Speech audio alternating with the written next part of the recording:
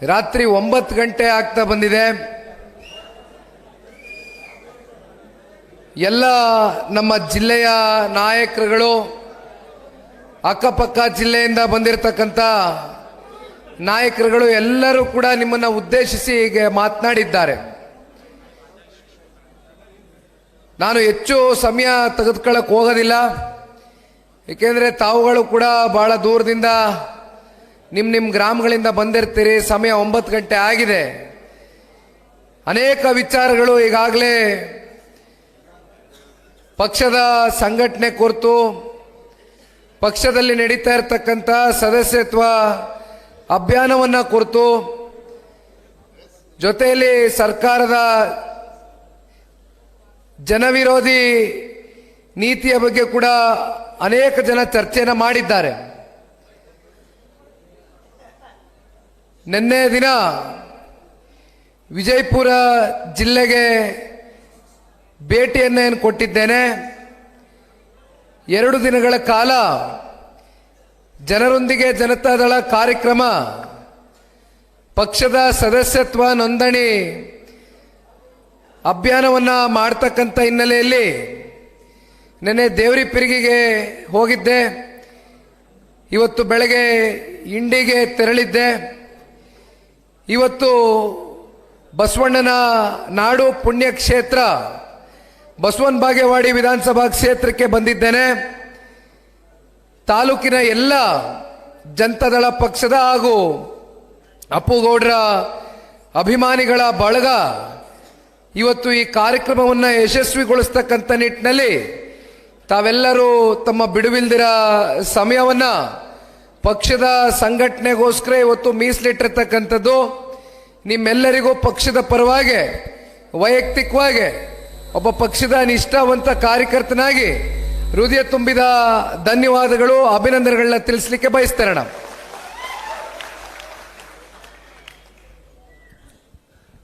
ಅಪ್ಪುಗೌಡರು ಸರಿಸುಮಾರು ಅರ್ಧ ಗಂಟೆ ನಿಮ್ಮೆಲ್ಲರನ್ನು ಕುರಿತು ಮಾತನಾಡಿದರು.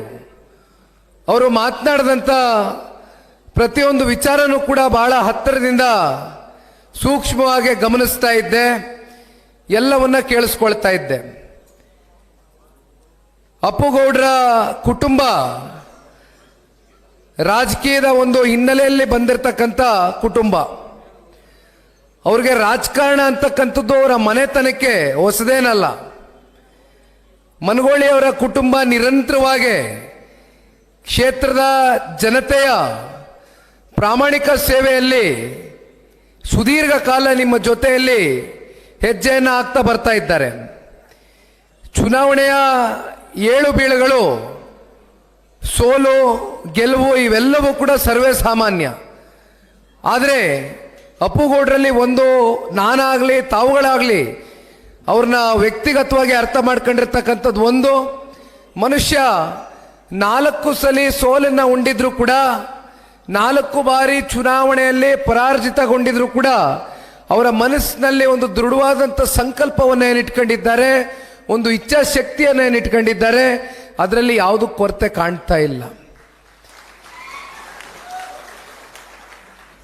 ಅಪ್ಪುಗೌಡರ ವ್ಯಕ್ತಿತ್ವ ನಾನು ಗಮನಿಸ್ದಂಗೆ ಬಹಳ ಸೌಜನ್ಯದಿಂದ ನಡ್ಕೊಳ್ತಕ್ಕಂಥ ಸ್ವಭಾವದ ಒಂದು ಗುಣವಿರ್ತಕ್ಕಂಥ ಒಬ್ಬ ಮನುಷ್ಯ.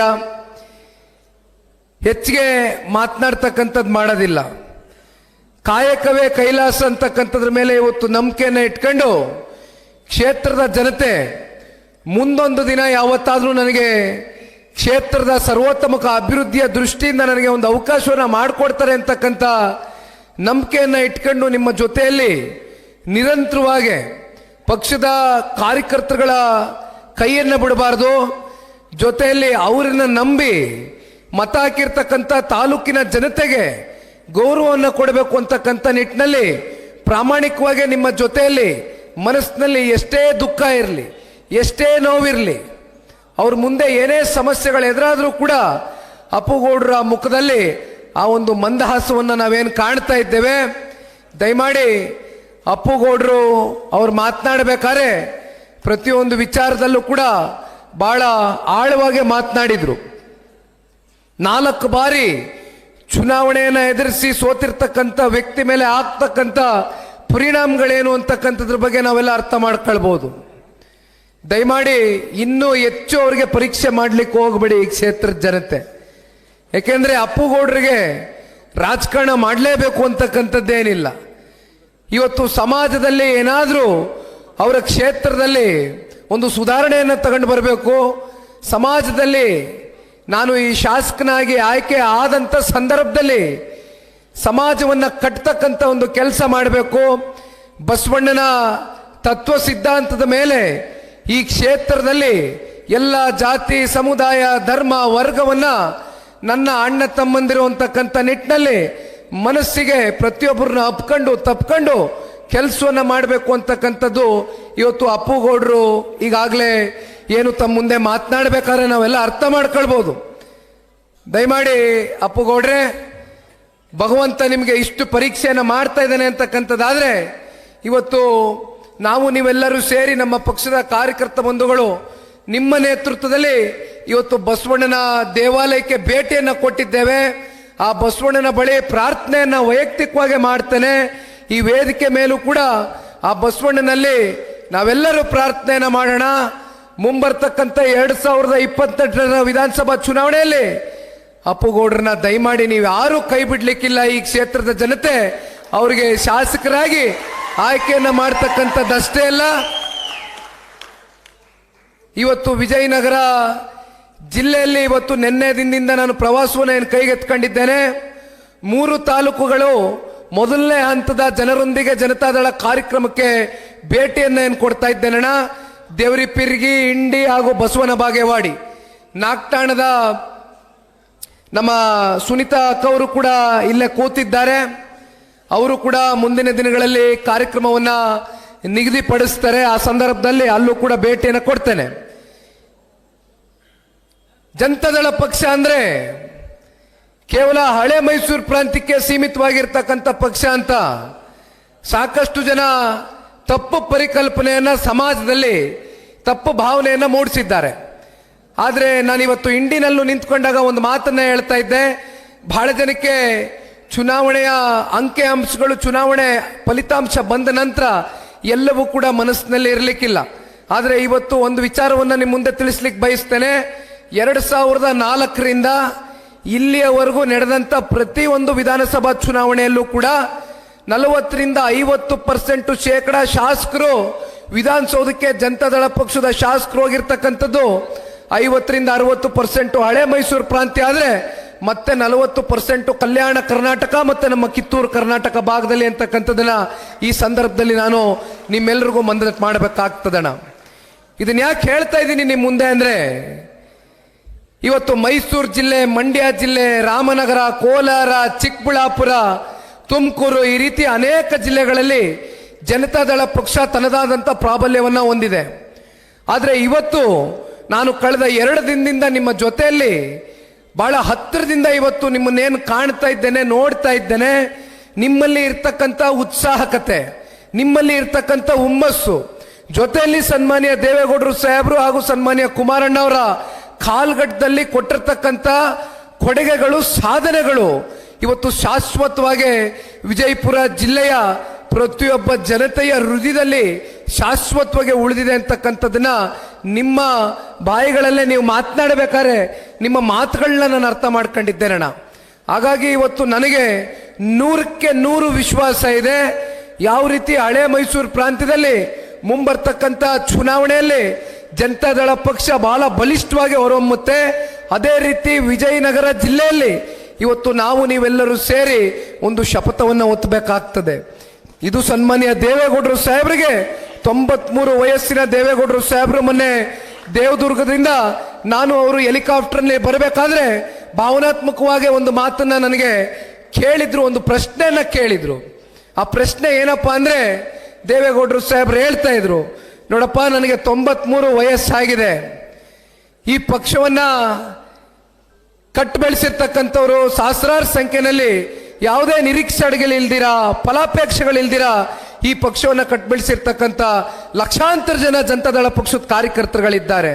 ದಯವಿಟ್ಟು ಅವರ ಭವಿಷ್ಯವನ್ನ ರೂಪಿಸಬೇಕಾಗ್ತದೆ, ನಮ್ಮ ಪಕ್ಷದ ಕಾರ್ಯಕರ್ತರನ್ನ ಒಂದು ದಡವನ್ನ ಮುಟ್ಟಿಸಬೇಕಾಗ್ತದೆ ಅಂತಕ್ಕಂಥದ್ರ ಬಗ್ಗೆ ಸನ್ಮಾನ್ಯ ದೇವೇಗೌಡರು ಸಾಹೇಬರು 93 ವಯಸ್ಸಿನ ದಣಿವರಿಯದ ನಾಯಕರು ನನ್ನ ಹತ್ರ ಕೂತ್ಕೊಂಡು ಚರ್ಚೆ ಮಾಡಿದಂಥ ಸಂದರ್ಭದಲ್ಲಿ ನಾನು ಸನ್ಮಾನ್ಯ ದೇವೇಗೌಡರು ಸಾಹೇಬರಿಗೆ ಒಂದು ಮಾತನ್ನ ಕೊಟ್ಟಿದ್ದೇನೆ. ಇಲ್ಲಿ ನಿಖಿಲ್ ಕುಮಾರಸ್ವಾಮಿ ರಾಜಕಾರಣದ ನನ್ನ ರಾಜಕೀಯದ ಬದುಕಿನ ಪ್ರಶ್ನೆ ಅಲ್ಲ, ಇದು ಲಕ್ಷಾಂತರ ಜನ ಜನತಾದಳ ಪಕ್ಷದ ತಾಲೂಕಿನ ನಮ್ಮ ಪಕ್ಷದ ಕಾರ್ಯಕರ್ತರ ಮುಂದಿನ ಭವಿಷ್ಯದ ಪ್ರಶ್ನೆ. ಯಾತಕ್ಕೆ ಇದನ್ನು ಹೇಳ್ತಾ ಇದ್ದೀನಿ ಅಂದ್ರೆ, ಮುಂದೊಂದು ದಿನ ಜನತಾದಳ ಪಕ್ಷ ಅಧಿಕಾರದ ಚುಕ್ಕಾಣಿ ಹಿಡಿದಂತ ಸಂದರ್ಭದಲ್ಲಿ ಈ ರಾಜ್ಯದ ಸಮಗ್ರ ಅಭಿವೃದ್ಧಿಯ ದೃಷ್ಟಿಯಿಂದ ನಮ್ಮ ಜನತಾದಳ ಪಕ್ಷದ ಕಾರ್ಯಕರ್ತರುಗಳಿಗೆ, ಪ್ರಾಮಾಣಿಕರಿಗೆ ಪಕ್ಷ ಗುರುತಿಸಿ ಆ ಅಧಿಕಾರದ ಚುಕ್ಕಾಣಿ ನಿಮ್ಮ ಮೂಲಕ ಇವತ್ತು ಈ ರಾಜ್ಯದ ಜನತೆಗೆ ಸೇವೆಯನ್ನು ಸಲ್ಲಿಸ್ತಕ್ಕಂಥದಕ್ಕೆ ಮುಂಬರ್ತಕ್ಕಂಥ ದಿನಗಳಲ್ಲಿ ನಾವು ನೀವೆಲ್ಲರೂ ಸೇರಿ ಪಕ್ಷ ಕಟ್ಟಬೇಕಾಗ್ತದಣ. ಇವತ್ತು ನಾನು ಇಲ್ಲಿ ಬಂದು ನಿಂತಿರ್ತಕ್ಕಂಥದ್ದು ಬೇರೆ ಇನ್ಯಾವುದೇ ವಿಚಾರಕ್ಕೋಸ್ಕರ ಅಲ್ಲ. ಯಾವುದೇ ವಿಧಾನಸಭಾ ಚುನಾವಣೆಯನ್ನು ನಾವು ಇವತ್ತು ಎದುರು ನೋಡ್ತಾ ಇಲ್ಲ. ಇನ್ನು 3 ವರ್ಷಗಳ ಕಾಲ ವಿಧಾನಸಭಾ ಚುನಾವಣೆಯನ್ನು ಎದುರಿಸ್ತಕ್ಕಂಥದ್ದಕ್ಕೆ ನಮಗೆ ಸಮಯಾವಕಾಶ ಇದೆ.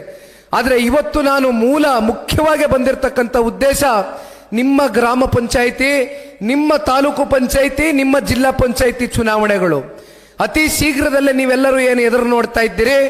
ಬಹಳಷ್ಟು ಜನ ನಿಮ್ಮ ಗ್ರಾಮಗಳಲ್ಲಿ, ತಾಲೂಕು ಪಂಚಾಯಿತಿ ವ್ಯಾಪ್ತಿಯಲ್ಲಿ, ಜಿಲ್ಲಾ ಪಂಚಾಯಿತಿ ವ್ಯಾಪ್ತಿಗಳಲ್ಲಿ ನೀವು ಜನರ ಜೊತೆಯಲ್ಲಿ ಗುರುತಿಸ್ಕೊಂಡಿರ್ತಕ್ಕಂಥವ್ರು ಬಹಳ ಜನ ಇರ್ತೀರಿ. ಜನತಾದಳ ಪಕ್ಷದಿಂದ ನನಗೆ ಟಿಕೆಟ್ ನ ಪಡೆದು ನಾನು ಜಿಡ್ಪಿನೋ ಟಿಪಿನೋ ಗ್ರಾಮ ಪಂಚಾಯಿತಿ ಮೆಂಬರ್ ಆಗಿ ನಾನು ಜನರ ಪರವಾಗಿ ಕೆಲಸ ಮಾಡಬೇಕು ಅಂತಕ್ಕಂಥ ಅಭಿಲಾಷೆಯನ್ನು ಹೊತ್ಕೊಂಡಿರ್ತಕ್ಕಂಥವ್ರು ಬಹಳ ಜನ ಇರ್ತೀರಿ. ಇವತ್ತು ನಾನು ಬಂದಿರತಕ್ಕಂಥದ್ದು ಮೊದಲು ನಮ್ಮ ಕಾರ್ಯಕರ್ತರ ಚುನಾವಣೆಯನ್ನು ನಡೆಸಬೇಕಾಗ್ತದೆ. ಕಾರ್ಯಕರ್ತರ ಗೆಲುವು ಜನತಾದಳ ಪಕ್ಷದ ಮುಂಬರ್ತಕ್ಕಂಥ 2028ರ ವಿಧಾನಸಭಾ ಚುನಾವಣೆಯಲ್ಲಿ ಗೆಲ್ತಕ್ಕಂಥದ್ರಲ್ಲಿ ಯಾರು ಕೂಡ ನಮ್ಮನ್ನ ತಡಿಲಿಕ್ಕಾಗೋದಿಲ್ಲ, ತಡೆಗಟ್ಟಲಿಕ್ಕಾಗೋದಿಲ್ಲ. ಹಾಗಾಗಿ ಇವತ್ತು ನಾವೇನು ನಿಮ್ಮ ಮುಂದೆ ಬಂದು ನಿಂತಿದ್ದೇವಣ, ಇದು ಬರೀ ಇವತ್ತಿಗೆ ಮುಕ್ತಾಯ ಆಗ್ತಕ್ಕಂಥ ಸಭೆ ಅಲ್ಲ.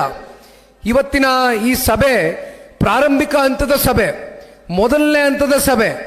ಈ ರೀತಿ ಇನ್ನೂ ಹಲವಾರು ಬಾರಿ ತಮ್ಮ ತಾಲೂಕಿಗೆ, ಜಿಲ್ಲೆಗೆ, ರಾಜ್ಯಾದ್ಯಂತ ಎಲ್ಲ ಕಡೆ ಪ್ರವಾಸವನ್ನ ಮಾಡ್ತೇನೆ. ನಿಖಿಲ್ ಕುಮಾರಸ್ವಾಮಿಗೆ ಇರ್ತಕ್ಕಂಥದ್ದು ಒಂದು ಸನ್ಮಾನ್ಯ ದೇವೇಗೌಡರು ಸಾಹೇಬರಿಗೆ ಕೊಟ್ಟಿರ್ತಕ್ಕಂಥ ಮಾತನ್ನ ಉಳಿಸ್ಕೊಳ್ಬೇಕು, ಜೊತೆಯಲ್ಲಿ ನಮ್ಮ ಪಕ್ಷದ ಕಾರ್ಯಕರ್ತರನ್ನ ದಡ ಮುಟ್ಟಿಸ್ತಕ್ಕಂಥ ಕೆಲಸ ಮಾಡಬೇಕು. ಆ ಕೆಲಸ ಒಬ್ಬ ನಿಷ್ಠಾವಂತ ಕಾರ್ಯಕರ್ತನಾಗಿ ನಿಮ್ಮ ಜೊತೆಯಲ್ಲಿ ನಿಂತು ಪ್ರಾಮಾಣಿಕವಾಗಿ ಕೆಲಸವನ್ನು ಮಾಡ್ತೇನೆ. ನಾವು ವೇದಿಕೆ ಮೇಲೆ ವೆಂಕಟರಾವ್ ನಾಡಗೌಡರು ಸಾಹೇಬರಿದ್ದಾರೆ, ರಾಜಣ್ಣ ಅವರು ಜಿಲ್ಲೆಯ ಶಾಸಕರು. ನಿನ್ನೆಯ ದಿನ ದೇವರಿಪಿರಿಗಿನಲ್ಲಿ ಅತ್ಯಂತ ಯಶಸ್ವಿಯಾಗಿ ಅವರ ನೇತೃತ್ವದಲ್ಲಿ ಕಾರ್ಯಕ್ರಮವನ್ನು ಮಾಡಿಕೊಟ್ಟಿದ್ದಾರೆ. ಆಲ್ಕೋಡ್ ಹನುಮಂತಪ್ಪನವರು ಬಹುಶಃ ದೀರ್ಘಕಾಲ ಎಲ್ಲವನ್ನ ನಿಮ್ಮ ಮುಂದೆ, ಯಾಕೆಂದ್ರೆ ಅವ್ರನ್ನ ನಾನು ಬಹಳ ಗಮನಿಸ್ತಾ ಇರ್ತೇನೆ. ಮಾತನಾಡಬೇಕಾದ್ರೆ ಅವರ ಭಾಷಣದ ಶೈಲಿ, ಅವರು ಮಾತನಾಡ್ತಕ್ಕಂಥದ್ದು ಸುಮ್ಮನೆ ಭಾಷಣ ಮಾಡ್ತಕ್ಕಂಥ ವ್ಯಕ್ತಿ ಅಲ್ಲ, ಪ್ರತಿಯೊಬ್ಬರು ಮನಸ್ಸು ಮುಟ್ತಕ್ಕಂಥ ರೀತಿ ಆಲ್ಕೋಡ್ ಹನುಮಂತಪ್ಪನವರು ಮಾತನಾಡ್ತಾರೆ. ಇವತ್ತು ಮದುಮಗನ ರೀತಿ ಹೊಸ ಜುಬ್ಬವನ್ನ, ಕಲರ್ಫುಲ್ ಜುಬ್ಬವನ್ನ ಹೋಲಿಸ್ಕೊಂಡು ಬಂದಿದ್ದಾರೆ. ಬಹಳ ಕಲರ್ಫುಲ್ ಆಗಿ ಇವತ್ತು ಆಲ್ಕೋಡ್ ಹನುಮಂತಪ್ಪನವರು ಮಾಜಿ ಸಚಿವರು ಸಾಕಷ್ಟು ವಿಚಾರಗಳನ್ನ ನಿಮ್ಮ ಮುಂದೆ ಪ್ರಸ್ತಾವನೆಯನ್ನ ಮಾಡಿದ್ದಾರೆ. ಮತ್ತೊಬ್ರು ಮಾಜಿ ಶಾಸಕರು ವೀರಭದ್ರಣ್ಣ ಅವರು ಕೂಡ ಬಂದಿದ್ದಾರೆ.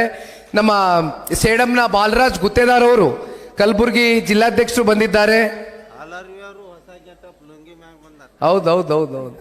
ಇಲ್ಲ, ನಾವು ಕುಮಾರಣ್ಣನ ತರ ಲುಂಗಿ ಹಾಕತ್ತೀವಿ, ಲುಂಗಿ ಎಲ್ಲ ಪಂಚೆ ಅಂತಾರೆ, ಅದನ್ನ ಪಂಚೆ ಹಾಕ ಬತ್ತೀನಿ ಅಂತ ಬಂದವ್ರೆ ವೀರಭದ್ರಣ್ಣ ಅವರು. ದೊಡ್ಡಪ್ಪಗೌಡರು 5 ನಿಮಿಷ ಮಾತಾಡಿದ್ರು. ಬರೀ ಈ ಕ್ರಿಕೆಟ್ ಫೀಲ್ಡ್ ಅಲ್ಲಿ ಬ್ಯಾಟ್ ಹಿಡ್ಕೊಂಡ್ರಿ 4, 6 ಹೊಡೆದಂಗೆ ಬರೀ 4, 6 ಹೊಡೆದು ಬಾರಿಸಿ ಕೆಚ್ಚಿ ಕೆಡುವುದ್ರು. RCB ಕಪ್ ಗೆದ್ದಂಗೆ ಹೊಡೆದ್ರು. ಮತ್ತೆ ಕೊಪ್ಪಳದ CV ಚಂದ್ರಶೇಖರಣ್ಣ, ಮುಂಬರ್ತಕ್ಕಂಥ ದಿನಗಳಲ್ಲಿ ಅವ್ರನ್ನು ಕೂಡ ನಾವು ಕೊಪ್ಪಳದಲ್ಲಿ ಶಾಸಕರಾಗಿ ನೋಡ್ತಕ್ಕಂಥದ್ದಾಗತ್ತೆ ಖಂಡಿತವಾಗ್ಲೂ. ದೊಡ್ಡಪ್ಪಗೌಡರು ಗೆಲ್ತಾರೆ, ಅವರು ಗೆಲ್ತಾರೆ 100ಕ್ಕೆ 100. ಹೆಚ್ಚಿನ ಸಂಖ್ಯೆಯಲ್ಲಿ ನನಗೆ ಸವಾಲು ಇರ್ತಕ್ಕಂಥದ್ದು, ಒಂದ್ ಕಡೆ ಈಗ ತಾನೇ ಮಾತಾಡ್ಬೇಕಾದ್ರೆ ಹೇಳಿದೆ, ಹಳೆ ಮೈಸೂರು ಪ್ರಾಂತ್ಯ ಒಂದಾದ್ರೆ ಕಲ್ಯಾಣ ಕರ್ನಾಟಕ ಮತ್ತೆ ಕಿತ್ತೂರು ಕರ್ನಾಟಕ. ಈಗಾಗಲೇ ನನ್ನ ಮನಸ್ಸಿನಲ್ಲಿ ಒಂದು ಲೆಕ್ಕಾಚಾರ ಮಾಡ್ಕೊಂಡಿದ್ದೇನೆ. ಯಾವ ಕಾರಣಕ್ಕೂ ಇತಿಹಾಸದಲ್ಲಿ ಜನತಾದಳ ಪಕ್ಷದಲ್ಲಿ ನೀವು ತಿರುಗಿ ನೋಡಿದಾಗ 2004ರಲ್ಲಿ ಬಹಳ ದೊಡ್ಡ ಅಗ್ರಗಣ್ಯ ನಾಯಕರುಗಳಿದ್ರು. ನಮ್ಮ ಪಕ್ಷದಲ್ಲಿ ತಿಂದು ಉಂಡು ಬೆಳೆದು ಒಂದು ರಾಜಕೀಯ ವೇದಿಕೆಯಾಗಿ ಜನತಾದಳ ಪಕ್ಷದ ಕಾರ್ಯಕರ್ತರ ದುಡಿಮೆಯನ್ನು ಬಳಸ್ಕೊಂಡು ಇವತ್ತು ಬೇರೆ ಬೇರೆ ರಾಷ್ಟ್ರೀಯ ಪಕ್ಷಗಳಿಗೆ ಹೋಗಿ ಇವತ್ತು ಮಂತ್ರಿಗಳು ಮುಖ್ಯಮಂತ್ರಿಗಳ ಆದಿಯಿಂದ ನೀವು ಎಲ್ಲರೂ ಕೂಡ ಕಾಣ್ಬೋದು. ಆದರೆ ಇವತ್ತು ಬಹಳ ಜನ ಪಾಪ ಹೇಳ್ತಾರೆ ಕಾಂಗ್ರೆಸ್ನವರು, ಎಲ್ಲಿದೆ ಜನತಾದಳ ಪಕ್ಷ, ಜನತಾದಳ ಪಕ್ಷಕ್ಕೆ ಎಲ್ಲಿ ಭವಿಷ್ಯ ಇದೆ. ಮತ್ತೊಂದು ಮಾತನ್ನು ಹೇಳಿದ್ರು ಮಾನ್ಯ ಮುಖ್ಯಮಂತ್ರಿಗಳ ಹಾದಿಯಾಗೆ ಸನ್ಮಾನ್ಯ ಕುಮಾರಣ್ಣ ಅವರು ಮಂಡ್ಯದಲ್ಲಿ ಕೊನೆಯ ಹಂತದಲ್ಲಿ ಪಕ್ಷದ ಕಾರ್ಯಕರ್ತರ ಕೂಗಿಗೆ ಸ್ಪಂದಿಸಿ ಚುನಾವಣೆಗೆ ನಿಂತ ಸಂದರ್ಭದಲ್ಲಿ ಎಲ್ಲಿ ಗೆಲ್ತಾರ್ರಿ ಕುಮಾರಣ್ಣ ಅವರು ಮಂಡ್ಯದಲ್ಲಿ, ಯಾವ ಕಾರಣಕ್ಕೂ ಗೆಲ್ಲಕ್ಕಾಗಲ್ಲ ಅಂತಕ್ಕಂಥದ್ರ ಬಗ್ಗೆ ಚರ್ಚೆ ಮಾಡಿದ್ರು. ಇವತ್ತು ಕುಮಾರಣ್ಣ ಅವರು ಮಂಡ್ಯದಲ್ಲಿ ಗೆದ್ದಿರ್ತಕ್ಕಂಥದ್ದಷ್ಟೇ ಅಲ್ಲ, ರಾಜ್ಯಾದ್ಯಂತ ನಮ್ಮ ಪಕ್ಷದ ಕಾರ್ಯಕರ್ತರುಗಳಿಗೆ ಇವತ್ತೇನಾದ್ರೂ ಕುಮಾರಣ್ಣ ಅವರು ಕೇಂದ್ರದಲ್ಲಿ ಸಚಿವರಾಗಿ ಶ್ರೀ ನರೇಂದ್ರ ಮೋದಿಜಿಯವರ ಸಂಪುಟದಲ್ಲಿ ಅತ್ಯಂತ ಉನ್ನತವಾದಂಥ 2 ಹುದ್ದೆಗಳನ್ನ ಅಲಂಕರಿಸಿದ್ದಾರೆ ಅಂತಕ್ಕಂಥದ್ದಾದ್ರೆ ಅದು ನಮ್ಮ ನಿಷ್ಠಾವಂತ ಕಾರ್ಯಕರ್ತ ಬಂಧುಗಳು ರಾಜ್ಯದ ಉದ್ದಗಲಕ್ಕೂ ಕೂಡ ನಮ್ಮ ದೇಶದ ಗೌರವಾನ್ವಿತ ಪ್ರಧಾನಮಂತ್ರಿಗಳ ನಾಯಕತ್ವಕ್ಕೆ ಒಂದು ಶಕ್ತಿಯನ್ನು ತುಂಬಿಸ್ತಕ್ಕಂಥ ಕೆಲಸ ಮಾಡಿದ್ದೀರಿ. 28 ಲೋಕಸಭಾ ಕ್ಷೇತ್ರಗಳಲ್ಲಿ 19 ಜನ ಸಂಸದರನ್ನ ಆಯ್ಕೆ ಮಾಡ್ತಕ್ಕಂಥದಕ್ಕೆ ನಮ್ಮ ಪಕ್ಷದ ಕಾರ್ಯಕರ್ತರುಗಳ ದುಡಿಮೆ ಸಾಕಷ್ಟಿದೆ ಅಂತಕ್ಕಂಥದ್ನ ಇದು ನಾವು ಹೇಳ್ತಕ್ಕಂಥದ್ದಲ್ಲ, ಭಾರತೀಯ ಜನತಾ ಪಾರ್ಟಿಯ ನಮ್ಮ ಮಿತ್ರ ಪಕ್ಷವಾದಂಥ ನಾಯಕರುಗಳು ಇವತ್ತು ಚರ್ಚೆಯನ್ನು ಮಾಡ್ತಾ ಇದ್ದಾರೆ. ಹಾಗಾಗಿ ಇವತ್ತು ಕಾಂಗ್ರೆಸ್ನ ಪಕ್ಷ ಸಾಕಷ್ಟು ಅವರಿಗೆ ಒಳಗಡೆ ಮನಸ್ಸಿನಲ್ಲಿ ಭಯ ಇರ್ತಕ್ಕಂಥದ್ದು ಅದು ಒಬ್ಬರ ಮೇಲೆ. ಅವ್ರಿಗೆ ಒಂದು ಒಳಗಡೆ ಆತ್ಮತೃಪ್ತಿ ಇದೆ, ಸನ್ಮಾನ್ಯ ಕುಮಾರಣ್ಣ ಅವರೇನಾದ್ರು ವಿಧಾನಸೌಧದ ಒಳಗಡೆ ಇವತ್ತು ಏನಾದರೂ ಇದ್ದಿದ್ರೆ ಅವ್ರಿಗೆ ಇರ್ತಕ್ಕಂಥ ಒಂದು ನೈತಿಕತೆ, ಆ ನಾಯಕತ್ವದಲ್ಲಿ ಒಂದು ದಿನ ಕೂಡ ಒಂದು ಕಪ್ ಚುಕ್ಕೆಯನ್ನು ತಗೊಂಡು ಬರ್ತಕ್ಕಂಥ ಕೆಲಸ ಮಾಡಲಿಲ್ಲ. ವಿಧಾನಸೌಧದಲ್ಲಿ ತೊಡೆ ತಟ್ಟಿ ಮುಖ್ಯಮಂತ್ರಿಗಳಿಗಾಗ್ಲಿ ಉಪಮುಖ್ಯಮಂತ್ರಿಗಳಿಗಾಗ್ಲಿ ಸಚಿವ ಸಂಪುಟ ಯಾರೇ ಇರಲಿ, 18 ಜನ ಇರಲಿ, 10 ಜನ ಇರಲಿ, 37 ಜನ ಇರಲಿ, 40 ಜನ ಇರಲಿ, 28 ಜನ ಇರಲಿ, ತೊಡೆ ತಟ್ಟಿ ಮಾತನಾಡ್ತಕ್ಕಂಥ ಒಂದು ಪ್ರಶ್ನೆಯನ್ನ ಈ ರಾಜ್ಯದ ಜನತೆ ಪರವಾಗಿ ಮಾತನಾಡ್ತಕ್ಕಂಥ ನೈತಿಕ ಹಕ್ಕನ್ನ ಉಳಿಸ್ಕೊಂಡಿರ್ತಕ್ಕಂಥದ್ದು ಒಬ್ಬರೇ, ಅದು ಸನ್ಮಾನ್ಯ ಕುಮಾರಣ್ಣ ಅವರು. ಅವ್ರಿಗೆ ಅನ್ಸಿದೆ ಕುಮಾರಣ್ಣ ಅವರು ಕೇಂದ್ರಕ್ಕೆ ಹೋಗ್ಬಿಟ್ರು, ಇನ್ನೇನು ಕುಮಾರಣ್ಣ ಅವ್ರು ಕೇಂದ್ರಕ್ಕೆ ಹೋಗಾಯ್ತು, ಮತ್ತಿನ್ನೇನು ಕುಮಾರಣ್ಣ ಅವ್ರು ರಾಜ್ಯಕ್ಕೆ ಬರ್ತಕ್ಕಂಥ ಪ್ರಶ್ನೆ ಇಲ್ಲ, ಇನ್ನೇನೇ ಇದ್ರು ಕುಮಾರಣ್ಣ ಅವರು ಕೇಂದ್ರದಲ್ಲಿ ಮುಂದುವರಿತಾರೆ ಅಂತಕ್ಕಂಥದ್ದು ಪಾಪ ಬಹಳ ಜನ ಕಾಂಗ್ರೆಸ್ನವ್ರು ಅನ್ಕೊಂಡಿದ್ದಾರೆ. ಇರ್ಲಿ, ಸಮಯ ಬರುತ್ತೆ ಎಲ್ಲದಕ್ಕೂ ಉತ್ತರ ಕೊಡೋಣ. ಇತ್ತೀಚೆಗೆ ಏನಾಗಿದೆ ಕಾಂಗ್ರೆಸ್ನಲ್ಲಿ ಇತ್ತೀಚೆಗೆ ಒಂದು ಬೆಳವಣಿಗೆ ನಾವು ನೋಡ್ಬೋದು.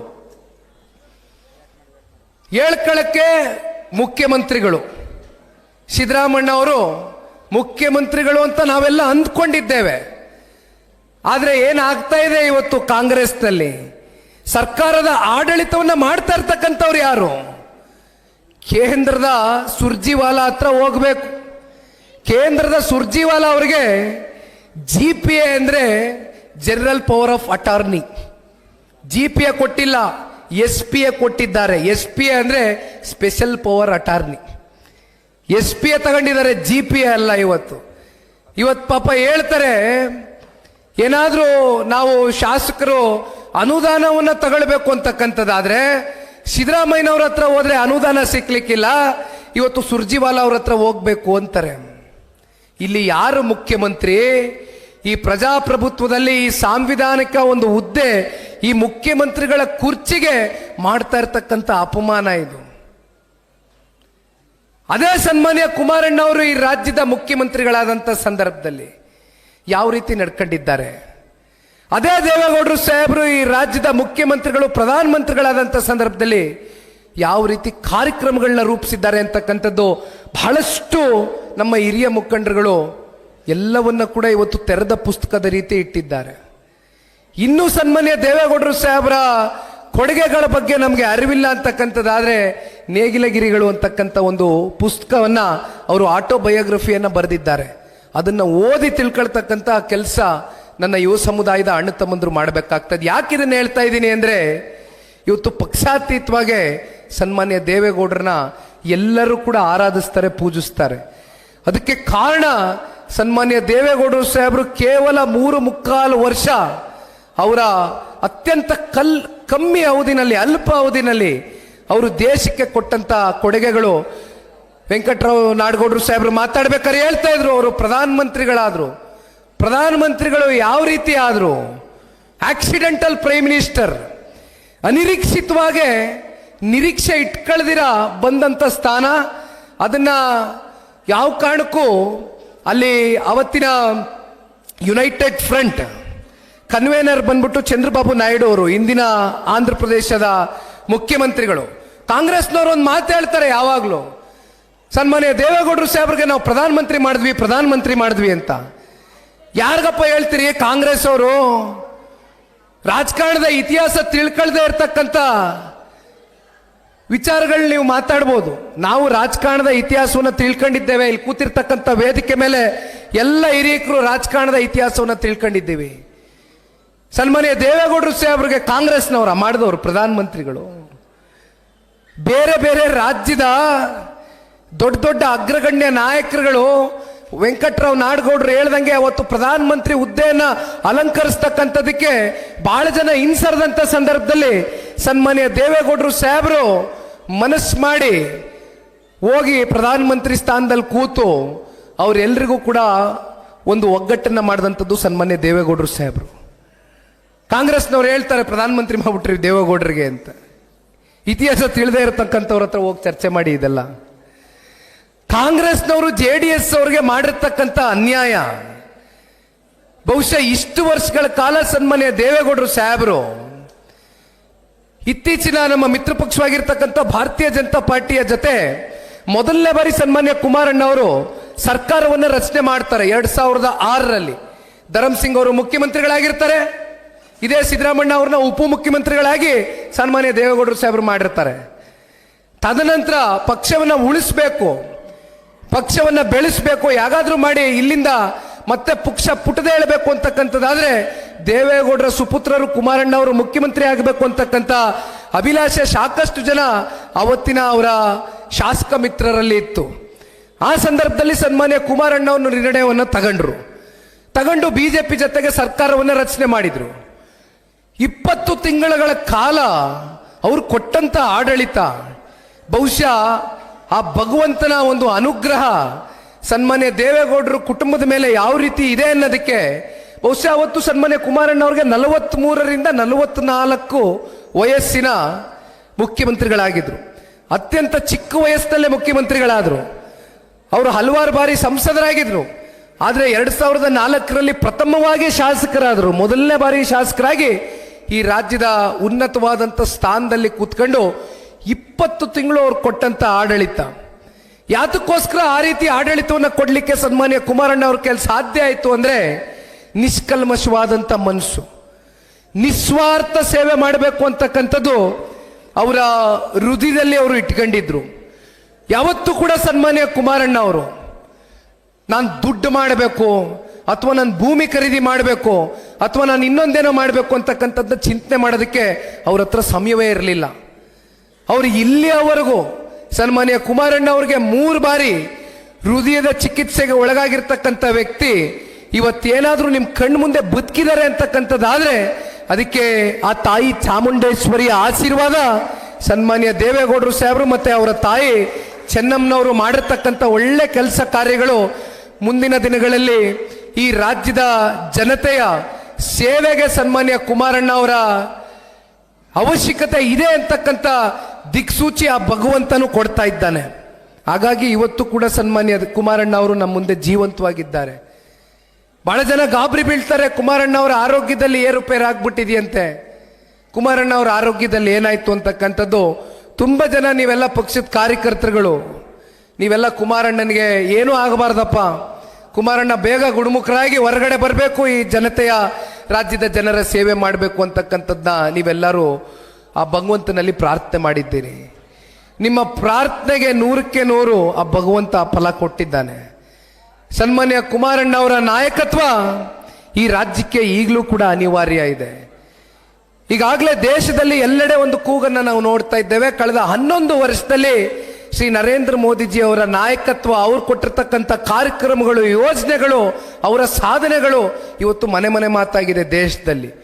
ಅದೇ ರೀತಿ ಸನ್ಮಾನ್ಯ ಕುಮಾರಣ್ಣ ಅವರು 2 ಬಾರಿ ಈ ರಾಜ್ಯದ ಮುಖ್ಯಮಂತ್ರಿಗಳಾಗಿದ್ದಾಗ 20 ತಿಂಗಳು 14 ತಿಂಗಳು ಅವ್ರು ಕೊಟ್ಟಂತ ಕೊಡುಗೆಗಳು ಇವತ್ತಿಗೂ ಕೂಡ ಶಾಶ್ವತವಾಗಿ ಯಾವುದೇ ಜಾತಿ ಧರ್ಮ ಭೇದ ಸಮುದಾಯ ಯಾವುದೇ ಇರಲಿ ಕುಮಾರಣ್ಣ ಅಂತ ಹೇಳಿದ್ರೆ ಮನಸ್ಸಿನಿಂದ ಪ್ರೀತಿ ಕೊಡ್ತೀರಿ, ಮನಸ್ಸಿನಿಂದ ಆಶೀರ್ವಾದ ಮಾಡಿದ್ದೀರಿ, ನಿಮ್ಮ ಹೃದಯದಲ್ಲಿ ಅವ್ರಿಗೆ ಶಾಶ್ವತ ಸ್ಥಾನವನ್ನು ಕೊಟ್ಟಿದ್ದೀರಿ. ಎಲ್ಲಾದ್ರೂ ಕೂಡ ಇವತ್ತು ಒಂದು ಚರ್ಚೆ ನಡೀತಾ ಇದೆ.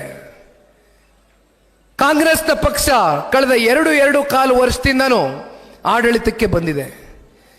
5 ಗ್ಯಾರಂಟಿಗಳ ಹೆಸರಲ್ಲಿ ರಾಜ್ಯದ ಜನತೆ ಕೇಳಿದಂಥದ್ದಲ್ಲ ಗ್ಯಾರಂಟಿಗಳ ಬಗ್ಗೆ. ನೀವು ನಿಮ್ಮ ಪ್ರಣಾಳಿಕೆಯಲ್ಲಿ ಜನಗಳ ಹತ್ರ ಮತ ಪಡಿತಕ್ಕೋಸ್ಕರ ನೀವು ಜನಗಳಿಗೆ ದಿಕ್ತಪ್ಪಿಸ್ತಕ್ಕಂಥ ಯೋಜನೆಗಳನ್ನ ರೂಪಿಸಿರ್ತಕ್ಕಂಥವ್ರು ನೀವು. ಜನ ಕೇಳಲಿಲ್ಲ ನಿಮ್ಮ ಗ್ಯಾರಂಟಿಗಳ ಬಗ್ಗೆ. ಕರ್ನಾಟಕ ರಾಜ್ಯದ ಜನತೆ, ಕನ್ನಡಿಗರು ಅತ್ಯಂತ ಸ್ವಾಭಿಮಾನಿಗಳು. ಅವ್ರಿಗೆ ಸ್ವಾಭಿಮಾನದ ಬದುಕನ್ನ ರೂಪಿಸ್ಬೇಕೇ ಹೊರತುಪಡಿಸಿ ಈ ರೀತಿ ನೀವು ಸುಳ್ಳು ಭರವಸೆಯ ಗ್ಯಾರಂಟಿಗಳಿಂದ ನಿಮ್ಮ ಹೊಟ್ಟೆಯನ್ನ ನೀವು ತುಂಬಿಸ್ಕೊಳ್ತಾ ಇದ್ದೀರಿ. ಆದರೆ ಇವತ್ತು ರಾಜ್ಯದ ಜನತೆನ ಇವತ್ತು ಹಸಿವಿನಲ್ಲಿ ಇಡ್ತಾ ಇದ್ದೀರಿ, ಕೈ ಬಿಟ್ಟಿದ್ದೀರಿ, ಕೈ ಚೆಲ್ಲಿದ್ದೀರಿ. ಇವೆಲ್ಲದಕ್ಕೂ ಇವತ್ತು ಉತ್ತರವನ್ನ ಕೊಡಬೇಕು ಅಂತಕ್ಕಂಥದ್ದಾದ್ರೆ ಮುಂಬರ್ತಕ್ಕಂಥ ದಿನಗಳಲ್ಲಿ ನಾನು ಈಗ ತಾನೇ ಹೇಳ್ದಂಗೆ ದೇಶಕ್ಕೆ ನರೇಂದ್ರ ಮೋದಿಜಿ ಅವರ ನಾಯಕತ್ವ, ರಾಜ್ಯಕ್ಕೆ ಕುಮಾರಣ್ಣ ಅವರ ನಾಯಕತ್ವ, ಜೊತೆಯಲ್ಲಿ ಬಸವನ ಬಾಗೇವಾಡಿಯಲ್ಲಿ ಅಪ್ಪುಗೌಡರನ್ನ ಶಾಸಕರಾಗಿ ಮಾಡುವ ಮೂಲಕ ಕ್ಷೇತ್ರದ ಎಲ್ಲ ನನ್ನ ಕಾರ್ಯಕರ್ತ ಬಂಧುಗಳು ದಯವಿಟ್ಟು ನಾವು ನೀವೆಲ್ಲರೂ ಸೇರಿ ಇವತ್ತು ಒಂದು ಶಪಥವನ್ನು ತಗೊಳ್ಬೇಕಾಗ್ತದಣ್ಣ. ದಯವಿಟ್ಟು ಉಳಿಸ್ಕೊಳ್ಳಿ ಅಪ್ಪುಗೌಡರನ್ನ, ದಯವಿಟ್ಟು ಉಳಿಸ್ಕೊಳ್ಳಿ. ಇಂಥ ವ್ಯಕ್ತಿಗಳು ಆರಿಸಿ ಬರಬೇಕು, ವಿಧಾನಸೌಧದಲ್ಲಿ ನಿಂತ್ಕೊಳ್ಬೇಕು, ಪಕ್ಷಕ್ಕೆ ಒಂದು ಬಲವಾಗಿರ್ತಾರೆ. ಇಂಥ ಪ್ರಾಮಾಣಿಕ ವ್ಯಕ್ತಿಗಳನ್ನ ನೀವು ಆರಿಸಿ. ರಾಜುಗೌಡರಿದ್ದಾರೆ, ರಾಜಣ್ಣ ಅವರು ಜಿಲ್ಲೆಯ ಶಾಸಕರು, ಅವರು ಕೂಡ ನಾನು ಜವಾಬ್ದಾರಿಯನ್ನು ತಗೊಳ್ತೇನೆ. ನಾನು ಜಿಲ್ಲೆನಲ್ಲಿ ಶಾಸಕನಿದ್ದೇನೆ, ನಾನು ಪಕ್ಷವನ್ನು ಕಟ್ತೇನೆ. ಅಕ್ಕಪಕ್ಕ ಕ್ಷೇತ್ರಗಳಲ್ಲೂ ಕೂಡ ನಾನು ಪಕ್ಷವನ್ನು ಕಟ್ಟತಕ್ಕಂಥ ಕೆಲಸ ಮಾಡ್ತೇನೆ, ಅಭ್ಯರ್ಥಿಗಳ ಜೊತೆಯಲ್ಲಿ ನಿಲ್ತೇನೆ ಅಂತಕ್ಕಂಥದ್ದನ್ನ ನನಗೆ ಈಗ ತಾನೇ ಕಿವಿ ಮಾತನ್ನ ಹೇಳ್ತಾ ಇದ್ರು. ಇನ್ನು ವೆಂಕಟರಾವ್ ನಾಡಗೌಡರು ಸಾಹೇಬರು ಕಲ್ಯಾಣ ಕರ್ನಾಟಕ, ಕಿತ್ತೂರು ಕರ್ನಾಟಕಕ್ಕೆ ಎಲ್ಲೇ ಹೋದ್ರು ಕೂಡ ನನ್ನ ಜೊತೆಯಲ್ಲಿ ಅವರು, ಹಾಲ್ಕೋಡ್ ಹನುಮಂತಪ್ಪನವರು ಮತ್ತೆ ನಮ್ಮ ಎಲ್ಲರೂ ಸೇರ್ತಾ ಇದ್ದಾರೆ. ಚಂದ್ರಣ್ಣ ಅವರು, ದೊಡ್ಡಪ್ಪಗೌಡರು ಎಲ್ಲರೂ ಬಂದಿದ್ದಾರೆ. ಮಹಿಳಾ ಘಟಕದ ರಾಜ್ಯಾಧ್ಯಕ್ಷರು ರಶ್ಮಿ ಅಕ್ಕ ಅವರು ಕೂಡ ನಿರಂತರವಾಗಿ, ನಮ್ಮ ಹೆಣ್ಮಕ್ಳು ತುಂಬ ಜನ ಕೂತಿದ್ದೀರಮ್ಮ ಇಲ್ಲಿ. ಎಲ್ಲರೂ ನಾನು ಮಾತಾಡಬೇಕು ಅನ್ಕೊಂಡಿದ್ದೆ, ಎಲ್ಲ ಸೀನಿಯರ್ಗಳು ಮಾತಾಡ್ಬಿಟ್ರು. ಹೇಳಿದ್ರು ನಾಡಗೌಡರು ಸಾಹೇಬರು ಇವತ್ತು ರಿಸರ್ವೇಶನ್ ಬಗ್ಗೆ ಮಾತಾಡಿದ್ರು ಹೆಣ್ಮಕ್ಳಿಗೆ. ಇವತ್ತು ಗ್ರಾಮ ಪಂಚಾಯತಿ, ತಾಲೂಕ್ ಪಂಚಾಯತಿ, ಜಿಲ್ಲಾ ಪಂಚಾಯತಿ ಚುನಾವಣೆಗಳಲ್ಲಿ ರಿಸರ್ವೇಶನ್ ನಿಮ್ಮ ಪರವಾಗಿ ತಗೊಂಡು ಬಂದು ಕೊಟ್ಟಂತ ಯಾರಾದ್ರೂ ವ್ಯಕ್ತಿ ಇದ್ರೆ, ನಾಯಕರಿದ್ರೆ ಅದು ಸನ್ಮಾನ್ಯ ದೇವೇಗೌಡರು ಸಾಹೇಬರು. ಸಬಲೀಕರಣ ಅಂತಕ್ಕಂಥದ್ದು ಇದು ನಿಜವಾದ ಸಬಲೀಕರಣ, ಮಹಿಳೆಯರಿಗೆ ಆಗ್ಬೇಕಾಗಿರ್ತಕ್ಕಂಥ ಸಬಲೀಕರಣ ಇವತ್ತು ನಿಮ್ಮ ಕೈಗೆ ಈ ರಾಜ್ಯದ ಚುಕ್ಕಾಣಿಯನ್ನು ಕೊಡ್ತಕ್ಕಂಥದಕ್ಕೆ ಸನ್ಮಾನ್ಯ ದೇವೇಗೌಡರು ಸಾಹೇಬರು 96ನಲ್ಲಿ ಅವರು ಪ್ರಧಾನಮಂತ್ರಿಗಳಾದಾಗ 33% ರಿಸರ್ವೇಶನ್ ಪಾಸ್ ಮಾಡಬೇಕು, ನಮ್ಮ ಹೆಣ್ಮಕ್ಳು ಅತಿ ಹೆಚ್ಚು ವಿಧಾನಸೌಧದಲ್ಲಿ ಮತ್ತೆ ನಮ್ಮ ಸಂಸತ್ನಲ್ಲಿ ಎಂಪಿಗಳಾಗಿ MLAಗಳಾಗಿ ಹೊರಹೊಮ್ಮಬೇಕು ಅಂತಕ್ಕಂಥ ಕನಸನ್ನು ಹೊತ್ಕೊಂಡಿದ್ರು. ಆದರೆ ಅವತ್ತು ರಾಜ್ಯಸಭೆಯಲ್ಲಿ ಅವ್ರಿಗೆ ನಂಬರ್ಸ್ ಇತ್ತು, ಅಲ್ಲಿ ಬಿಲ್ ಕ್ಲಿಯರ್ ಆಯಿತು. ಲೋಕಸಭೆಯಲ್ಲಿ ಬಿಲ್ ಕ್ಲಿಯರ್ ಆಗಲಿಲ್ಲ, ಬಿಕಾಸ್ ನಂಬರ್ಸ್ ಇರಲಿಲ್ಲ, ಬಿಲ್ ಬಿದ್ದೋಯ್ತು. ಆದರೆ ಅವರ ಕನಸನ್ನ ನನಸು ಮಾಡಿರ್ತಕ್ಕಂಥದ್ದು ಶ್ರೀ ನರೇಂದ್ರ ಮೋದಿಜಿ ಅವರು. ಹಾಗಾಗಿ ನೀವು ಇದೆಲ್ಲವನ್ನ ನೋಡಿದಾಗ ನಿಮ್ಗೆ ಅನ್ನಿಸ್ಬೋದು, ಸನ್ಮಾನ್ಯ ಈ ದೇಶದ ಗೌರವಾನ್ವಿತ ಪ್ರಧಾನಮಂತ್ರಿಗಳು ದೇವೇಗೌಡರು ಸಾಹೇಬ್ರನ್ನ ಎಷ್ಟು ಅವರು ಹತ್ತಿರದಿಂದ ಅವರ ಕಾರ್ಯಕ್ರಮಗಳ ಬಗ್ಗೆ ಅತ್ಯಂತ ಸೂಕ್ಷ್ಮವಾಗಿ ಅದನ್ನು ಅರ್ಥ ಮಾಡ್ಕೊಂಡಿದ್ದಾರೆ ಅನ್ನೋದಕ್ಕೆ 2018ರಲ್ಲಿ ಇದೇ ಕಾಂಗ್ರೆಸ್ನವ್ರು ಬಂದು ನಮ್ಮ ಮನೆ ಬಾಗಿಲಿಗೆ ನಿಂತ್ಕೊಂಡು ಕುಮಾರಣ್ಣನ ಮುಖ್ಯಮಂತ್ರಿ ಮಾಡ್ತೀನಿ ಅಂತ ಬಂದ್ರು. ನಾವೇನು ಕಾಂಗ್ರೆಸ್ನವ್ರು ಕದ ತಟ್ಟದವ್ರಲ್ಲ. ಕಾಂಗ್ರೆಸ್ ಅವ್ರು ಬಂದ್ರು, 5 ವರ್ಷಗಳ ಕಾಲ ನಿಮ್ಮನ್ನು ಮುಖ್ಯಮಂತ್ರಿ ಮಾಡ್ತೀನಿ ಅಂದ್ರು. ಸನ್ಮಾನ್ಯ ಸಿದ್ದರಾಮಣ್ಣ ಅವರು ಕೋಆರ್ಡಿನೇಷನ್ ಕಮಿಟಿ ಅಧ್ಯಕ್ಷರವತ್ತು, ನಮಗೆಲ್ಲ ಜ್ಞಾಪಕ ಇದೆ. ನರೇಂದ್ರ ಮೋದಿಜಿ ಅವರ ಹತ್ರ ಸನ್ಮಾನ್ಯ ಕುಮಾರಣ್ಣ ಅವರು ಮುಖ್ಯಮಂತ್ರಿಗಳಾದಾಗ ಹಲವಾರು ಬಾರಿ ನಮ್ಮ ರಾಜ್ಯದ ವಿಚಾರಗಳ ಚರ್ಚೆಯನ್ನು ಮಾಡ್ತಕ್ಕಂಥ ಹಿನ್ನೆಲೆಯಲ್ಲಿ ಭೇಟಿ ಕೊಟ್ಟಂತ ಸಂದರ್ಭದಲ್ಲಿ ಶ್ರೀ ನರೇಂದ್ರ ಮೋದಿಜಿ ಅವರು 2018ರಲ್ಲಿ ಒಮ್ಮೆ ಅಲ್ಲ, 2 ಸಲ ಅಲ್ಲ, 3 ಸಲ ಅಲ್ಲ, ಹಲವಾರು ಬಾರಿ ಕುಮಾರಣ್ಣ ಅವ್ರಿಗೆ ಒಂದು ಮಾತನ್ನು ಹೇಳಿದ್ರು. ನೋಡಿ, ನಿಮ್ಮಂಥ ನಾಯಕರು ದಯವಿಟ್ಟು ನಾವೊಂದು ಮಿತ್ರ ಪಕ್ಷವಾಗಿ ಹೊರಹೊಮ್ಮಬೇಕಾಗ್ತದೆ. ನಿಮ್ಮಂಥ ನಾಯಕರ ಅಗತ್ಯತೆ ಈ ಕರ್ನಾಟಕ ರಾಜ್ಯಕ್ಕೆ ಬಹಳ ಇದೆ. ದಯವಿಟ್ಟು ಬನ್ನಿ, ನಾನು ನನ್ನ ಎಕ್ಸ್ಟೆಂಡೆಡ್ ಸಪೋರ್ಟನ್ನು ಕೊಡ್ತೇನೆ, ಸಂಪೂರ್ಣವಾಗಿ ನಾನು ಬೆಂಬಲವನ್ನು ಕೊಡ್ತೇನೆ. 2019 ಲೋಕಸಭಾ ಚುನಾವಣೆ ಸಂದರ್ಭದ ಬಳಿಕ ಆ ಸಂದರ್ಭದಲ್ಲಿ ಶ್ರೀ ನರೇಂದ್ರ ಮೋದಿಜಿ ಅವರು ಹೇಳಿ ಕಳಿಸ್ತಾರೆ ಕುಮಾರಣ್ಣ ಅವ್ರಿಗೆ, ಈಗಾದ್ರೂ ತೀರ್ಮಾನವನ್ನು ತಗೊಳ್ಳಿ. ಆಯ್ತು, 1 ವರ್ಷ ಕಳೆದಿದೆ, ನಮಗೆ ಗೊತ್ತಿದೆ ನೀವು ಯಾವ ರೀತಿ ಸಂದಿಗ್ಧ ಪರಿಸ್ಥಿತಿಯಲ್ಲಿ ಆಡಳಿತವನ್ನು ಮಾಡ್ತಾ ಇದ್ದೀರಿ, ಎಲ್ಲ ವಿಚಾರದ ಬಗ್ಗೆ ನನಗೆ ಅರಿವಿದೆ. ನಾನು ತುಂಬ ಹೃದಯದಿಂದ ನಿಮಗೆ ಸ್ವಾಗತವನ್ನು ಮಾಡ್ತೇನೆ. ದಯವಿಟ್ಟು ಬನ್ನಿ, JDS ಭಾರತೀಯ ಜನತಾ ಪಾರ್ಟಿ ಇಬ್ರು ಸೇರಿ ಸರ್ಕಾರವನ್ನು ರಚನೆ ಮಾಡೋಣ. ನಮಗೆ ಸನ್ಮಾನ್ಯ ದೇವೇಗೌಡರು ಸಾಹೇಬ್ರಂತ ನಾಯಕರು ನಮ್ಮ ಜೊತೆಯಲ್ಲಿ ಇದ್ದಾರೆ ಅಂತಕ್ಕಂಥ ಒಂದು ಸಂದೇಶ ಇಡೀ ದೇಶಕ್ಕೆ ನಾವು ಕೂಡ ಸಾರದಂಗ ಆಗ್ತದೆ ಅಂತಕ್ಕಂಥದ್ದು ದೇಶದ ಗೌರವಾನ್ವಿತ ಪ್ರಧಾನಮಂತ್ರಿಗಳು ಶ್ರೀ ನರೇಂದ್ರ ಮೋದಿಜಿಯವರು ಸನ್ಮಾನ್ಯ ಕುಮಾರಣ್ಣ ಅವರಿಗೆ ಒಂದು ಮಾತನ್ನು ತಿಳಿಸ್ತಾರೆ. ಬಹುಶಃ ಅವತ್ತು ಕೂಡ ಕುಮಾರಣ್ಣ ಅವರು ಏನಾದರೂ ನಿರ್ಧಾರವನ್ನು ತಗೊಂಡಿದ್ದಿದ್ರೆ 5 ವರ್ಷಗಳ ಕಾಲ ಮುಖ್ಯಮಂತ್ರಿಗಳಾಗಿ ಮುಂದುವರೆದಿರೋರು. ಯಾಕೆ ಇದನ್ನೆಲ್ಲ ಹೇಳ್ತಾ ಇದ್ದೀನಿ ಅಂದ್ರೆ, ಕಾಂಗ್ರೆಸ್ನವ್ರು ನಮ್ಮ ಬಗ್ಗೆ ಇಷ್ಟು ಮಾತನಾಡ್ತಾರಲ್ಲ, ಸನ್ಮಾನ್ಯ ದೇವೇಗೌಡರು ಸಾಹೇಬರು 2006ರಲ್ಲೂ ಕೂಡ ಕುಮಾರಣ್ಣ ಅವರು ಬಿಜೆಪಿ ಜೊತೆ ಸರ್ಕಾರ ರಚನೆ ಮಾಡಿದಂಥ ಸಂದರ್ಭದಲ್ಲಿ ಪೂರ್ಣ ಮನಸ್ಸಿನಿಂದ ಆಶೀರ್ವಾದ ಮಾಡಿದಂಥವ್ರಲ್ಲ, ಅದು ಇಡೀ ರಾಜ್ಯಕ್ಕೆ ಗೊತ್ತಿದೆ.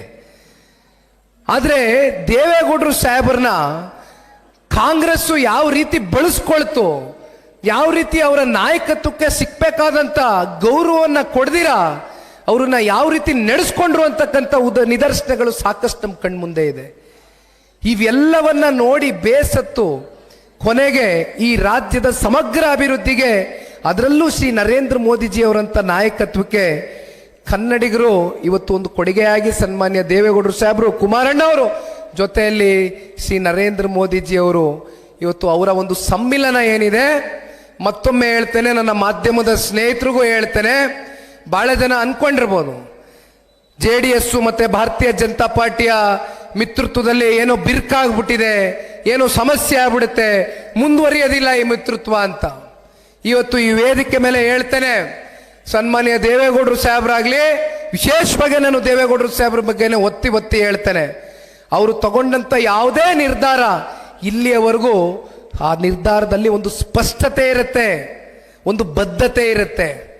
ಅವರು ಬೆಳಗ್ಗೆ ಒಂದು, ಮಧ್ಯಾಹ್ನ ಒಂದು, ರಾತ್ರಿ ಒಂದು ನಿರ್ಧಾರವನ್ನು ಬದಲಾವಣೆ ಮಾಡ್ತಕ್ಕಂಥ ನಾಯಕತ್ವ ಅಲ್ಲ ಸನ್ಮಾನ್ಯ ದೇವೇಗೌಡರು ಸಾಹೇಬ್ರದ್ದು.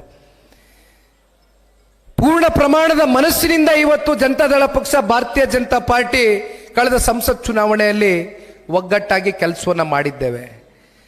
ಇದೇ 2019 ಲೋಕಸಭಾ ಚುನಾವಣೆ ಸಂದರ್ಭದಲ್ಲಿ ಕಾಂಗ್ರೆಸ್ ಮತ್ತೆ JDS ಸಮ್ಮಿಶ್ರ ಸರ್ಕಾರದಲ್ಲಿತ್ತು. ಆಗ ದೇವೇಗೌಡರು ಸಾಹೇಬರನ್ನ ತುಮಕೂರಿಗೆ ಕರ್ಕೊಂಡೋಗಿ ಸೋಲಿಸಿದಂಥವ್ರು ಇದೇ ಕಾಂಗ್ರೆಸ್ ಅವರು, ಮಂಡ್ಯದಲ್ಲಿ ನನ್ನ ಸೋಲಿಗೆ ಕಾರಣ ಆದಂಥವ್ರು ಇದೇ ಕಾಂಗ್ರೆಸ್ ಅವರು. ಯಾಕೆ ಇದನ್ನೆಲ್ಲ ಹೇಳ್ತಾ ಇದ್ದೀನಿ ಅಂದ್ರೆ, ಕೇಂದ್ರದಲ್ಲಿ ರಾಜ್ಯ ಮಟ್ಟದಲ್ಲಿ ಎರಡು ಪಕ್ಷದ ನಾಯಕರುಗಳ ಹೊಂದಾಣಿಕೆ ಆಗಲಿ, ಸಮ್ಮಿಲನ ಆಗಲಿ ಆಗ್ತಕ್ಕಂಥದ್ದು ದೊಡ್ಡ ವಿಚಾರ ಅಲ್ಲ. ಆದರೆ ನಮ್ಮ ಸಮ್ಮಿಲನ ಅದು ಫಲಿತಾಂಶದ ಮೂಲಕ ಒಂದು ಫಲಕಾರಿಯಾಗಿ ಹೊರಹೊಮ್ಮಬೇಕು ಅಂತಕ್ಕಂಥದ್ದಾದ್ರೆ ತಳಮಟ್ಟದ ಎರಡು ಪಕ್ಷದ ಕಾರ್ಯಕರ್ತರುಗಳು ಪರಸ್ಪರ ಹೊಂದಾಣಿಕೆ, ವಿಶ್ವಾಸ, ಗೌರವದಿಂದ ಹೆಜ್ಜೆಯನ್ನು ಹಾಕಬೇಕಾಗ್ತದೆ. ಅದನ್ನ ಕಳೆದ ಸಂಸತ್ ಚುನಾವಣೆಯಲ್ಲಿ ಎರಡೂ ಪಕ್ಷದ ಕಾರ್ಯಕರ್ತರು ಇವತ್ತು ಸ್ವಾಗತವನ್ನ ಮಾಡ್ಕೊಂಡಿದ್ದೇವೆ ಈ ಮಿತ್ರತ್ವವನ್ನ. ಹೀಗಿದ್ದಾಗ ನಮ್ಮ ಮುಂದೆ ಇನ್ನೊಂದು ದೊಡ್ಡ ಸವಾಲು ಕೂಡ ಎದುರಿಸ್ತೇವೆ. ನಿಮಗೆ ಗೊತ್ತಿದೆ, ಮುಂದಿನ ZPTP ಚುನಾವಣೆ ಬಗ್ಗೆ ನಾನು ಆಮೇಲೆ ಚರ್ಚೆ ಮಾಡ್ತೇನೆ. ಆದರೆ ಮುಂದಿನ ಶಾಸಕ ಸ್ಥಾನದ ಚುನಾವಣೆಯನ್ನು ನಾವೇನು ಎದುರಿಸ್ತೇವೆ, ಭಾರತೀಯ ಜನತಾ ಪಾರ್ಟಿ ಕಡೆಯಿಂದನೂ ಸಾಕಷ್ಟು ಪೈಪೋಟಿ ಇರುತ್ತೆ ಆಯಾ ಕ್ಷೇತ್ರಗಳಲ್ಲಿ.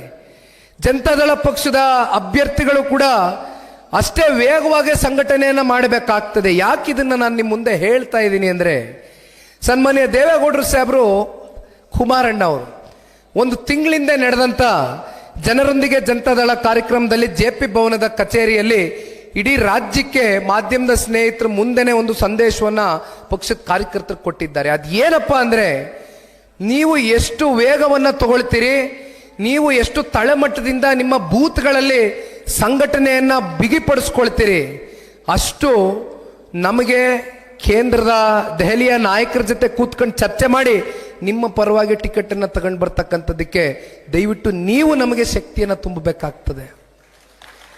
ಇದನ್ನ ಒಂದು ಸವಾಲಾಗಿ ಸ್ವೀಕಾರ ಮಾಡೋಣ, ಇದನ್ನ ಒಂದು ಸವಾಲಾಗಿ ಸ್ವೀಕಾರ ಮಾಡೋಣ. ಹಿಂದೆ ನಾವು ಸ್ವತಂತ್ರವಾಗಿ ಚುನಾವಣೆ ಮಾಡ್ತಾ ಇದ್ವು, ಆಗ 6 ತಿಂಗಳಿದ್ದಂಗೋ 3 ತಿಂಗಳಿದ್ದಂಗೋ ನಾವು ಬಹಳ ಹತ್ತಿರದಿಂದ ನೋಡ್ಕೊಂಡ್ ಬಂದಿದ್ದೇವೆ. ಬಹಳ ಜನ ಕನ್ಸಿರ್ಬೋದು, ಇನ್ನು 3 ವರ್ಷ ಇದೆಯಲ್ಲ ಚುನಾವಣೆಗೆ, ಇಷ್ಟು ಬೇಗ ನಿಖಿಲ್ ಕುಮಾರಸ್ವಾಮಿ ಬಂದಿದ್ದಾನಲ್ಲ ಪ್ರವಾಸಕ್ಕೆ, ಏನು ವಿಷಯ ಅಂತ. ಆದರೆ ಇವತ್ತು ನಾನು ಇಲ್ಲಿ ಬಂದು ನಿಂತಿರ್ತಕ್ಕಂಥದ್ದು ಕೊನೆ ಹಂತದಲ್ಲಿ 6 ತಿಂಗಳು 3 ತಿಂಗಳು 2 ತಿಂಗಳಿದ್ದಂಗೆ ನಿಮ್ಮ ಜೊತೆನಲ್ಲಿ ಬಂದು ನಾನು ಚುನಾವಣೆ ಮಾಡಿದ್ರೆ ನನಗೂ ಕೂಡ ಕ್ಷೇತ್ರದಲ್ಲಾಗಲಿ ಆ ಜಿಲ್ಲೆನಲ್ಲಾಗಲಿ ಇಡೀ ರಾಜ್ಯದಲ್ಲಿ ನಮ್ಮ ಅಭ್ಯರ್ಥಿಗಳು ಯಾವ ರೀತಿ ಹೆಜ್ಜೆ ಆಗ್ತಾ ಇದ್ದಾರೆ, ನಮ್ಮ ಕಾರ್ಯಕರ್ತರು ಎಷ್ಟು ಬಲವಾಗಿ ಸಂಘಟನೆ ಮಾಡ್ತಾ ಇದ್ದಾರೋ ಇಲ್ವೋ ಅಂತಕ್ಕಂಥದ್ದು ಇವತ್ತು ನಾನು ಕೂಡ ಅರ್ಥ ಮಾಡ್ಕೊಳ್ಬೇಕಾಗಿದೆ. ಹಾಗಾಗಿ ಇಷ್ಟು ಬೇಗ ನಿಮ್ಮ ಮುಂದೆ ಬಂದು ನಿಂತಿದ್ದೇನೆ.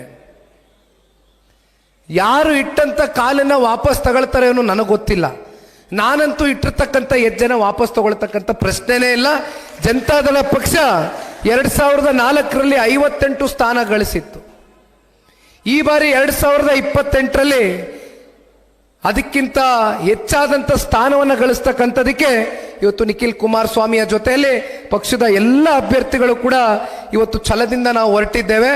ಯಾವ ಕಾರಣಕ್ಕೂ ಕೂಡ ಇವತ್ತು ಜನರೊಂದಿಗೆ ಜನತಾದಳ ಕಾರ್ಯಕ್ರಮ ಏನು ಪ್ರಾರಂಭ ಆಗಿದೆ, ಈ ಕಾರ್ಯಕ್ರಮ ನಿಲ್ತಕ್ಕಂಥ ಪ್ರಶ್ನೆ ಇಲ್ಲ. ಜನರಿಗೋಸ್ಕರ, ಜನರ ಜೊತೆಯಲ್ಲಿ, ಜನರ ಪರವಾಗಿ, ಜನರ ಧ್ವನಿಯಾಗಿ ಜನತಾದಳ ಪಕ್ಷ ನಿರಂತರವಾಗಿ ಕೆಲಸವನ್ನು ಮಾಡ್ಕೊಂಡು ಬರ್ತಾ ಇದ್ದೆ. ಈಗಲೂ ಕೂಡ ಇನ್ನು ಮುಂದಿನ 3 ವರ್ಷಗಳ ಕಾಲ ಈ ಸರ್ಕಾರದ ಭ್ರಷ್ಟಾಚಾರ, ವೈಫಲ್ಯತೆ, ಹಗರಣಗಳು ಪ್ರತಿನಿತ್ಯ ರೈತರ ವಿರೋಧವಾಗಿ ಆಗ್ತಾ ಇರ್ತಕ್ಕಂಥ ಜನವಿರೋಧಿ, ರೈತ ವಿರೋಧಿ ಈ ಕಾಂಗ್ರೆಸ್ ಭ್ರಷ್ಟ ಸರ್ಕಾರವನ್ನು ಕಿತ್ತೊಗಿತಕ್ಕವರವರೆಗೂ ನಾವೆಲ್ಲರೂ ಕೂಡ ಕೈ ಜೋಡಿಸಿ ಹೋರಾಟವನ್ನು ಮಾಡೋದಣ. ಸಮಯ 9:15 ಗಂಟೆ ಆಗಿದೆ. ಅಪ್ಪುಗೌಡರು ಮನೆಯಲ್ಲಿ ಕಡಕ್ ರೊಟ್ಟಿ ವ್ಯವಸ್ಥೆ ಮಾಡ್ಕೊಂಡಿದ್ದಾರೆ, ಶೇಂಗಾ ಕಡಕ್ ರೊಟ್ಟಿ ಎಲ್ಲ ಮಾಡಿದ್ದಾರೆ. ಹಾಗಾಗಿ ಊಟ ಮಾಡ್ಕೊಂಡು ಅಲ್ಲಿಂದ ನಾನು ಬಾದಾಮಿಗೆ ತೆರಳಬೇಕು. 2 ಗಂಟೆ ಕಾರ್ನಲ್ಲಿ ಹೋಗ್ಬೇಕಾಗ್ತದೆ. ನಾಳೆ ಬಾದಾಮಿನಲ್ಲಿ ಮತ್ತೊಂದು ಜನರೊಂದಿಗೆ ಜನತಾದಳ ಕಾರ್ಯಕ್ರಮ ಇದೆಯಣ್ಣ. ಮತ್ತೊಮ್ಮೆ ನೋಡಿ, ಇವತ್ತು ದೊಡ್ಡಪ್ಪಗೌಡರು ಮಾತಾಡ್ಬೇಕಾದ್ರೆ ಹೇಳ್ತಾ ಇದ್ರು, ಇಲ್ಲಿ ಯಾರು ದುಡ್ಡು ಕೊಟ್ಟು ತಂದಂತ ಜನ ಅಲ್ಲ, ಮನಸ್ಪೂರ್ವಕವಾಗಿ ನಮ್ಮನ್ನೆಲ್ಲ ಬೆಳೆಸಿ ಹರಿಸಿರ್ತಕ್ಕಂಥ ಕಾರ್ಯಕರ್ತರಿಗೂ ಜನಗಳು ಇವತ್ತು ಇಲ್ಲಿ ಬಂದು ನಿಂತಿದ್ದೀರಿ. ಅಪ್ಪುಗೌಡರ ಅಭಿಮಾನಿಗಳು, ಪಕ್ಷದ ಹಿತೈಷಿಗಳು ಎಲ್ಲರೂ ಬಂದು ನಿಂತಿದ್ದೀರಣ್ಣ. ನಾವು ನೀವೆಲ್ಲರೂ ಸೇರಿ ಜನತಾದಳ ಪಕ್ಷವನ್ನ ಕಟ್ಟತಕ್ಕಂಥ ಪ್ರಾಮಾಣಿಕ ಕೆಲಸವನ್ನ ಮಾಡೋಣ ಅಂತಕ್ಕಂಥದ್ದು ಹೇಳ್ತಾ, ಮತ್ತೊಮ್ಮೆ ಅಪ್ಪುಗೌಡರ ನೇತೃತ್ವದಲ್ಲಿ ಈ ಕಾರ್ಯಕ್ರಮ ಇಷ್ಟು ಅಚ್ಚುಕಟ್ಟಾಗಿ, ಇಷ್ಟು ಯಶಸ್ವಿಯಾಗಿ ನೆರವೇರಿದೆ. ಅಪ್ಪುಗೌಡರಿಗೆ ತುಂಬ ಹೃದಯದ ಧನ್ಯವಾದಗಳು, ಅಭಿನಂದನೆಗಳು ಅಪ್ಪುಗೌಡ್ರೆ. ಜೈ ಹಿಂದ್, ಜೈ ಕರ್ನಾಟಕ, ಮತ್ತೆ ಜೈ JDS. ದಯವಿಟ್ಟು ಎಲ್ಲ ಕಾರ್ಯ